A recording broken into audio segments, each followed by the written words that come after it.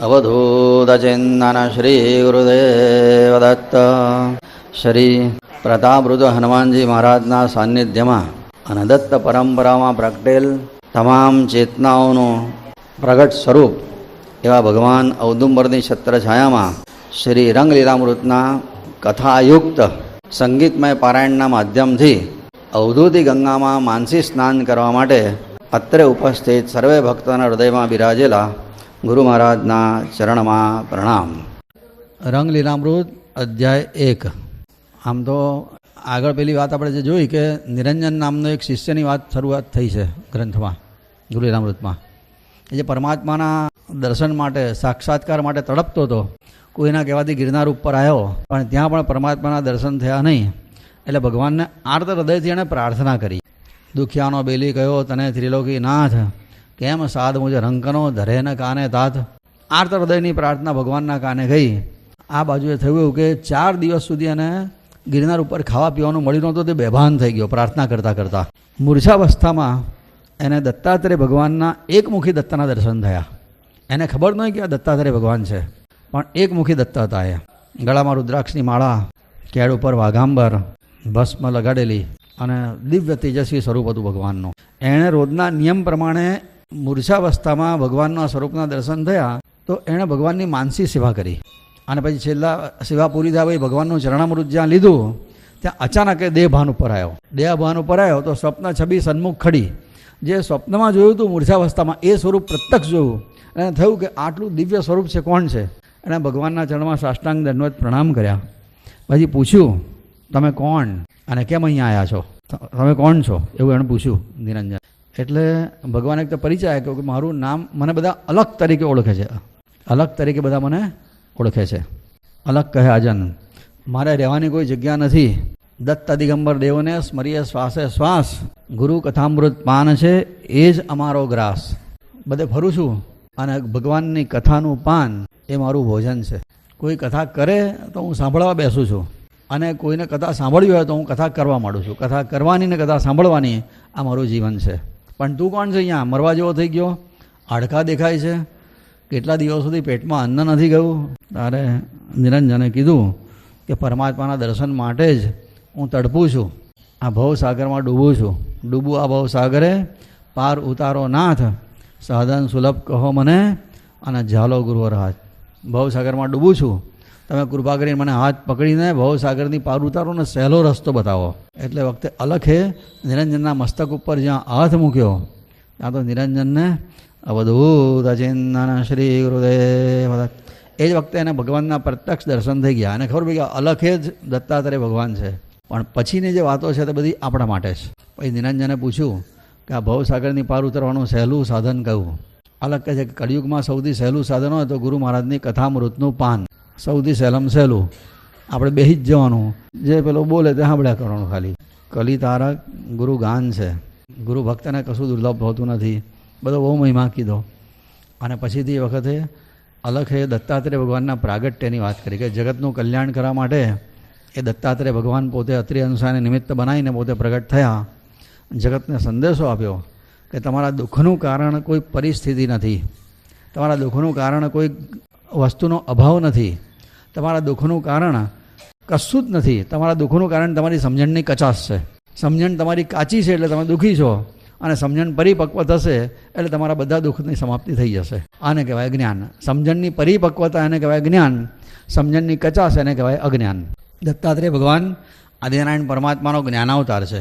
અને કે જ્ઞાન એટલે કંઈ અઘરી વાતો છે જ નહીં. આટલું જ કીધું એમણે કે તમે જે આપણે ઊંધું સમજીએ એને અજ્ઞાન કહેવાય, અને સીધું સમજીએ એને જ્ઞાન કહેવાય. અને એ અવતારમાં એમણે એમના શરણે આવેલા ભક્તોને કોઈ પરિસ્થિતિ સુધારી જ નથી, ખાલી સમજણ સુધારી આપી અને રડનારા બધા હસતા હસતા પાછા ગયા છે. દત્ત અવતારનું રહસ્ય છે. પછી એ દત્તાત્રેય ભગવાન કળિયુગમાં પીઠાપુરમાં અપ્પલરાજ શર્મા અને સુમતી મહારાણી આ બેને નિમિત્ત બનાવીને શ્રીપાદ વલ્લભ તરીકે પ્રગટ થયા. ભાદરવા સુદ ચોથના દિવસે 1320ની સાલ, ઈસવીસન 1320, આજથી લગભગ 700 વર્ષ પહેલાં. અને ત્યાં એમણે કુરવપુરમાં અને પીઠાપુરમાં ઘણી બધી લીલાઓ કરી અને પછી પોતે કુરવપુરમાં કૃષ્ણાનદીના જળમાં પોતે લીલા સમાપ્ત કરી. એ જ દત્તાત્રેય ભગવાન પછીથી કરંજનગરમાં માધવ અને અંબાને નિમિત્ત બનાવી પોતે ઋષિ સરસ્વતી તરીકે પ્રગટ થયા. એ સાલ હતી 1378ની સાલ. એ વખતે પોતે પ્રગટ થયા કરંજનગરમાં. 80 વર્ષ એમણે લીલા કરી અને પોતે 1458ની સાલમાં પોતે પછી ત્યાંથી લીલા સંકેલી આપણે શ્રીશૈલ પર્વત ઉપર. અને એ જ દત્તાત્રેય ભગવાન પછી કળિયુગમાં 1854ની સાલમાં માણગાંવમાં ગણેશ ભટ્ટ અને રમા માતાને નિમિત્ત બનાવીને પોતે પ્રગટ થયા. અને એમણે 60 વર્ષ લીલા કરી અને 1914ની સાલમાં પોતે ગરુડેશ્વરમાં લીલા સમાપ્ત કરી. એ દત્તાત્રેય ભગવાન પછી આપણી શ્રદ્ધા પ્રમાણે આપણે જાણીએ છીએ કે 1898ની સાલમાં ગોધરામાં વિઠ્ઠલ પંત અને રૂકમામાને નિમિત્ત બનાવી પોતે પ્રગટ થયા અને 70 વર્ષ પોતે ધરતી ઉપર લીલા કરી. 1968ની સાલમાં પોતે હરિદ્વારમાં પોતે લીલા સમાપ્ત કરી. એમનો ચોથો અવતાર આવી રીતના કહેવાય છે. એટલે નિરંજનનો પ્રશ્ન છે, ભગવાનના પ્રાગટ્યની કથા એણે પૂછ્યું કે ભગવાનનો 3 અવતારની કથા તો આપણે વાંચીને સાંભળી, પણ ભગવાનનો ચોથો અવતાર દત્તાત્રેય ભગવાનનો જે થયો એની વાત મને વિસ્તારથી સંભળાવો. એટલે અલગ કહે છે કે નિરંજન થયું તો એવું કે મહારાષ્ટ્રમાં રત્નાગિરી જિલ્લામાં સંગમેશ્વર તાલુકો છે અને ત્યાં આગળ ખડગેશ્વર મહાદેવનું મંદિર અને દેવળે નામનું ગામ છે. રત્નાગિરી જિલ્લામાં સંગમેશ્વર તાલુકો અને દેવળે નામનું ગામ. એ ગામમાં એક વડામે કુટુંબ રહેતું હતું.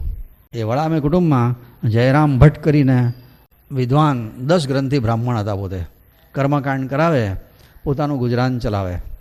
બહુ સંયમીને સાદું જીવન હતું એમના જયરામ ભટ્ટનું. અને એ જે જગ્યાએ રહેતા હતા એ વિસ્તાર એટલો બધો પ્રકૃતિથી સભર, ધોળે કળાએ પ્રકૃતિ ખીલેલી હોય ત્યાં. આમે રત્નાગિરી જિલ્લો એટલો તો આપણે બધા જાણીએ જ છે કે ભારતનું બીજું કાશ્મીર કહેવાય છે. બહુ જ રમણીય જગ્યા છે. માણગાંવ ને બધું વિસ્તારે બધા એ બાજુ આવે તો ત્યાં જયરામ ભટ્ટ ત્યાં આગળ જગ્યાએ રહે. બહુ સંતોષી બ્રાહ્મણ, અત્રિ ગોત્રના, ઋગ્વેદીય બ્રાહ્મણ, આશ્વલાયન સૂત્રના શાકલ શાખા એમનું ગોત્ર હતું. એ રીતનું જ્ઞાની હતા, દાનવીર હતા, અતિશય શ્રદ્ધાળુ. દત્તાત્રેય ભગવાનની ઉપાસના એમની પ્રબળ. ગામમાં જે ખડગેશ્વર મહાદેવનું મંદિર હતું એની પૂજા કરવા પણ એ રોજે જાય. એમને 4 દીકરા હતા અને એમાં 3જા નંબરના દીકરાનું નામ હતું વિઠ્ઠલ. આ વિઠ્ઠલ નાનપણથી જ દત્તની ઉપાસનામાં એને બહુ રુચિ હતી.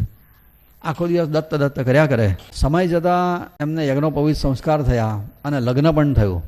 પણ લગ્ન થયા પછી એમનો ઘરમાં સજ્જે જીવ જ નહોતો. આખો દિવસ ભક્તિમાં જ એટલો બધો રસ પડતો હતો કે તે બહુ ધ્યાન આપે નહીં, ગૃહસ્થ થયા છતાંય. અને એમાં એક વખત તો એવું થયું, એમના પત્નીનું અવસાન થઈ ગયું. એટલે વિઠ્ઠલ પંતને આમે ભગવાનમાં તો રુચિ હતી જ, સંસારમાં રહ્યો સયો રસ પણ ઉડી ગયો અને પરિપૂર્ણ વૈરાગ આવી ગયો એમને. ગમે એટલી મહેનત કરી અને છેવડે લાકડા ભેગા થવાનું હોય તો શું કરવા, ખોટી દિશામાં મહેનત કરવી. આ મનુષ્ય દેહને સાર્થક કરીએ પરમાત્માની પ્રાપ્તિ કરીને. અને પોતે પિતાજીની આજ્ઞા લઈ અને પંઢરપુરમાં આવ્યા, જ્યાં વિઠોબાની ઉપાસના હતી. ત્યાં આખો દિવસ વિઠ્ઠલ વિઠ્ઠલ કર્યા કરે, ભિક્ષા માગીને ખાય. આખો દિવસ ભગવાનની ઉપાસના કરવાની. ભગવાનના ચરણે આવીને એમણે સીધું જ કહી દીધું પંઢરપુરમાં આવતામાં જ કે ભક્ત સારથી તું પ્રભો, દોરી તારે હાથ, મૂક્યું માથું ચરણમાં, માં કર અધ્વજ ઘાત. હવે તારા ચરણે આવ્યો છું, જેમ રાખી છે એમ રહી. હવે સંસાર સાથેના બધા જ સંબંધ તોડી નાખે. દાર ઘર વિસરી ત્વત્પદે નતહરી, જની મૂર્તિ સંહરી તાર વેગે. બસ હવે આ જ જોઈએ છે, બધું જ છોડીને આવ્યો છું. જય જય વિઠ્ઠલ નરહરી, જય જય પંઢરીનાથ, ભક્તોદ્ધારક હે પ્રભુ, ચરણે નમવું માથ. તું માતા તું તાત છે, સગા સહોદર સાથ, બધું તું જ છે મારે માટે. તું વીણ મારું કોઈ ના, અનાથ નાયે નાથ. તોડી જગના બંધનો, આવ્યો શરણે નાથ, કૃપા કરીને વિઠ્ઠલા ઝાલો મારો હાથ. અને જ્યારે ભગવાનને આવી સાચા હૃદયથી પ્રાર્થના થાય તો ભગવાન કંઈ બહેરા થોડા છે, બધું જ સાંભળે છે. પોતે ત્યાં ધર્મશાળામાં રહે, બ્રહ્મ મુહૂર્તમાં જાગે. ચંદ્રભાગા નદીના કિનારે છે આ પંઢરપુર. ચંદ્રભાગામાં સ્નાન કરે, આખો દિવસ પંઢરીનાથ ભગવાનની ભક્તિ કરે અને એમાં જ સમય પસાર. ભૂખ લાગે ત્યારે ગામમાં ભિક્ષા માગી લાવે. જે મળ્યું તે ખૂબ સંતોષથી જમી લેવાનું.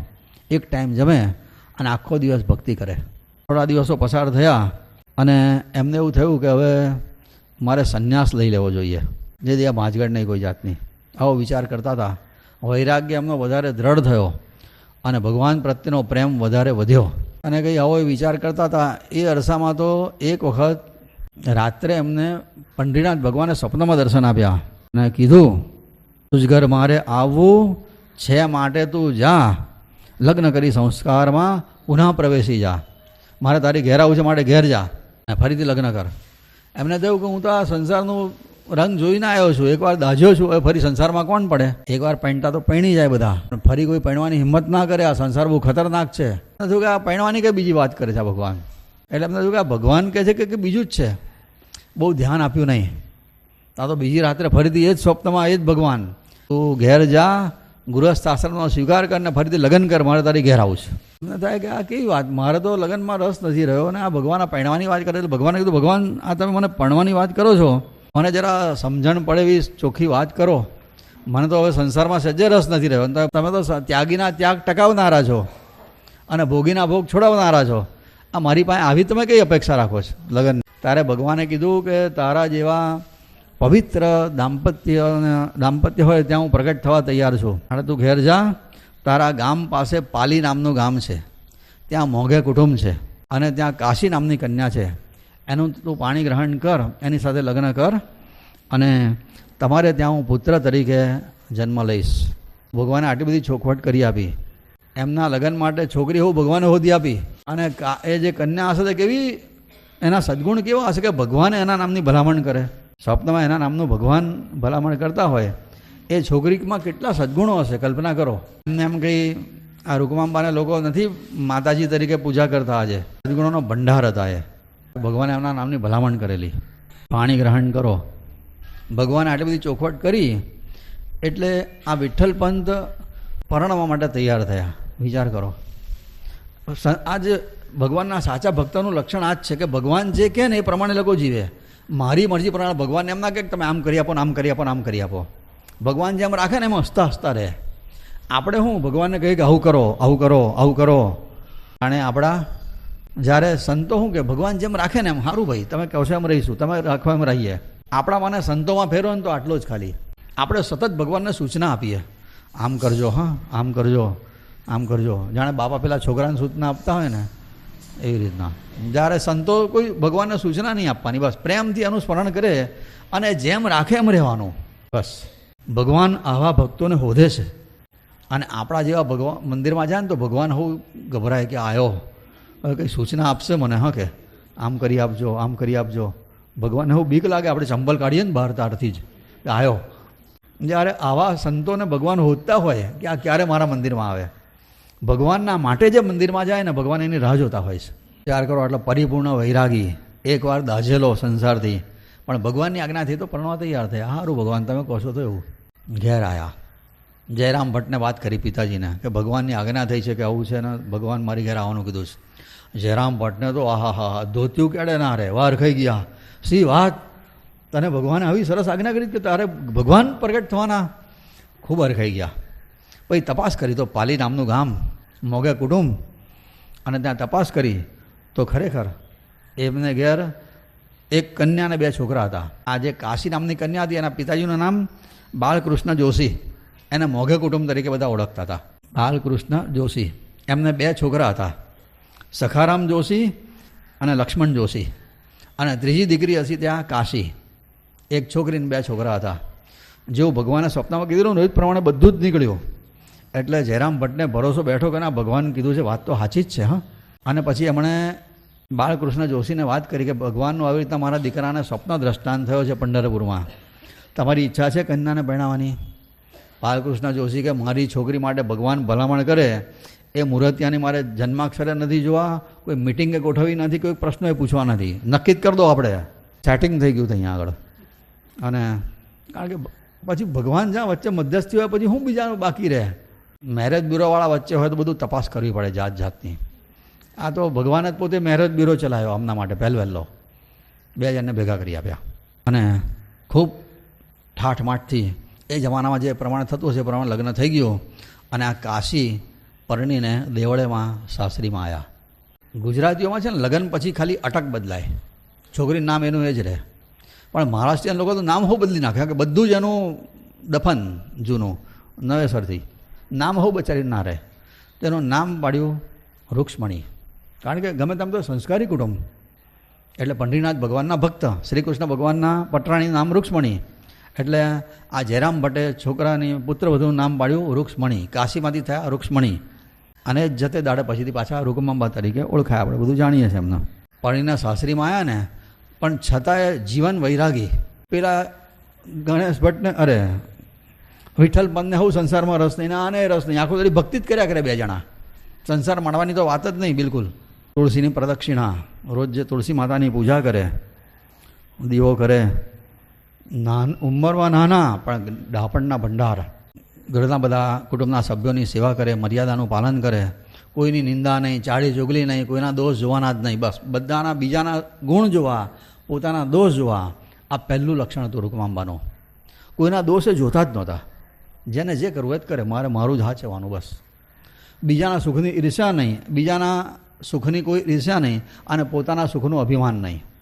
સંતોષથી જીવે બસ. ભગવાને જે આપ્યું છે તમારી લાયકાત કરતાં વધારે છે, આ ભાવથી રહે. મંગલમય દાંપત્ય એનું આ ઉજ્જવળ દ્રષ્ટાંત એટલે રૂકમાંબા અને વિઠ્ઠલ પંત. એ અરસામાં એ જયરામ ભટ્ટના એક મિત્ર હતા, સખારામ સરપોતદાર. એ પહેલાં દેવળે રહેતા હશે, પછી અહીં ગુજરાતમાં આવ્યા હતા અને ગોધરામાં એ રહેતા હતા. એમનું વિઠ્ઠલ મંદિર ગોધરામાં, રામસાગર તળાવના કિનારા પરનું. તે ફરતા ફરતા દેવળે પાછા આવ્યા હશે, તે આ જયરામ ભટ્ટને ઘેર આવ્યા. થોડા દાડા ભાઈબંધને ઘેર રહ્યા, અને વખતે એમણે જોયું તો વિઠ્ઠલ પંત અને આ રૂક્ષ્મણી બે જણા ભગવાનના સાચા લાડીલા ભક્તો હતા. ગૃહસ્થ હતા પણ આખો દિવસ ભક્તિ કરે. આ સખારામ સરપોતદાર એમને જોઈને બહુ પ્રભાવિત થયા કે આ કેવા ભર જુવાનીમાં પણ વૈરાગ કેવો છે. ભર જુવાની છે સાહેબ, કેવી સરસ ભક્તિ કરે છે. તમે જોજો, ભક્તિ કોઈ સાચી કરતો હશે ને, એને જોઈને તમારે એમના પ્રત્યે ભાવ જાગશે જ. ભલે મનમાં ગમે એટલો ભાવ હોય તો એ ભાવ જાગે એવો ભક્તિનું લક્ષણ છે, સાચી ભક્તિ કરતા હોય તો. ત્યાં સખારામ સરપોતદારને બહુ ભાવ જાગ્યો કે આ કેવું સરસ દાંપત્ય છે આ લોકોનું. અને ત્યાં ગોધરામાં વિઠ્ઠલ મંદિરમાં છે ને, પૂજારીની બહુ તકલીફ.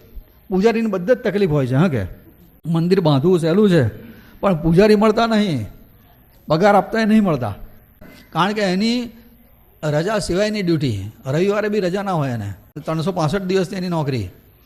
અને આપણા મંદિરોની આવકના પ્રમાણે બચારાઓને પગાર પણ બહુ મળતો ના હોય, એટલે મોટે ભાગે પૂજારીઓને બધે ખેંચે છે. મંદિરો બહુ છે. આજે મોંઘવારી વધી એટલે આવકના આમાંથી જે આવક થાય એમાંથી ગુજરાત ચાલે જ નહીં કોઈનું. એટલે બિચારા જે પાકી ગયેલા હોય સંસારથી, પરવારી ગયેલા, એ બધા પૂજારી તરીકે રહે. બાકી એ ઘરું છે, જુવાન પૂજારી ના મળે. આ જુવાન હતા પણ ભક્તિ બહુ સરસ હતી. તે સખારામને જો આ જો મારે ત્યાં આવે ને તો મારે વિઠ્ઠલ મંદિરમાં બહુ નિરાશ થઈ જાય. દેવળેમાં આવ્યા, મિત્રને ત્યાં રહ્યા તો એમણે જોયું કે આ વિઠ્ઠલ પંત અને આ રૂક્ષ્મણી બે બહુ પવિત્ર દાંપત્ય જીવન જીવે છે. સંસારમાં રહે છે પણ સંસારના સુખમાં ગાડા નથી બન્યા. આત્મકલ્યાણમાં બહુ જ એમનો જીવ છે. સખારામ સરપોતદારે જયરામ ભટ્ટને કીધું કે ગોધરામાં છે ને, ગુજરાતમાં વિઠ્ઠલ મંદિર મારું છે, પણ ત્યાં કોઈ સારા પૂજારી મળતા નથી.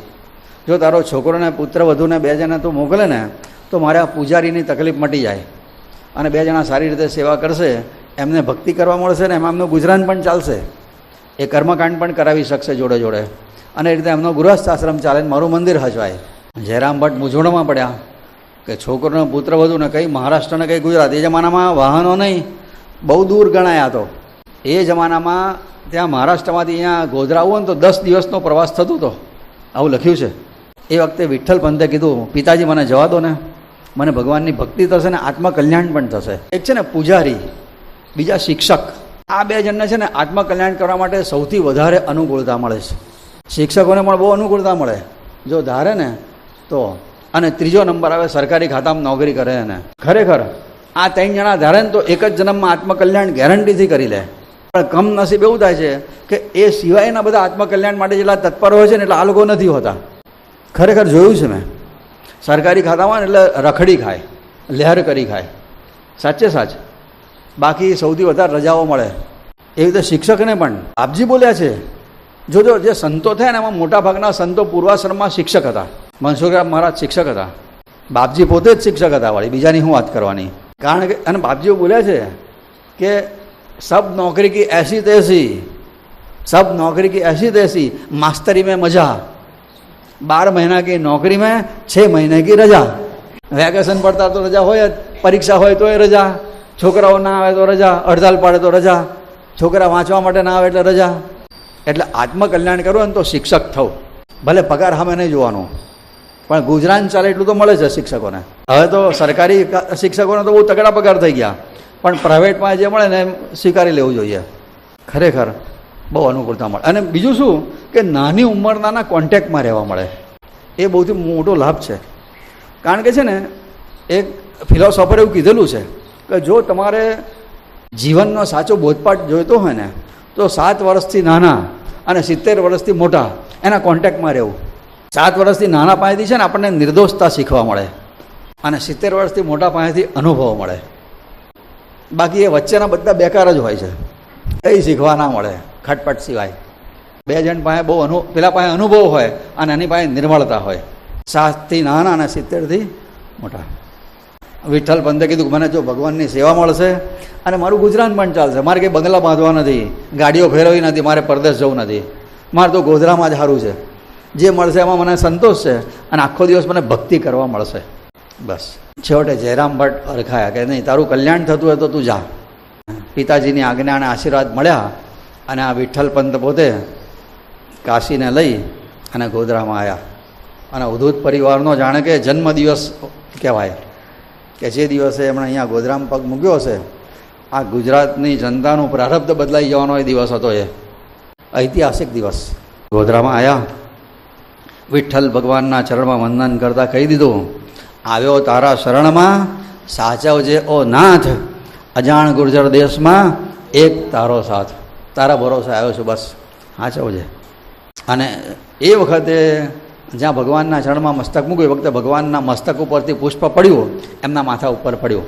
જાણે ભગવાન આશીર્વાદ આપ્યા, તારું સ્વાગત છે, મંગળ સુકન થયા. એ રીતે અહીંયા ગોધરામાં એમનું વાસ્તવ્ય થયું, વિઠ્ઠલ પંતને રૂકમાંબાનું. ત્યાં સુધીની વાત આ રંગલીલામૃતનો પહેલો અધ્યાય આવે છે. બરાબર. અવધૂત ચિંતન શ્રી ગુરુદેવ દત્ત.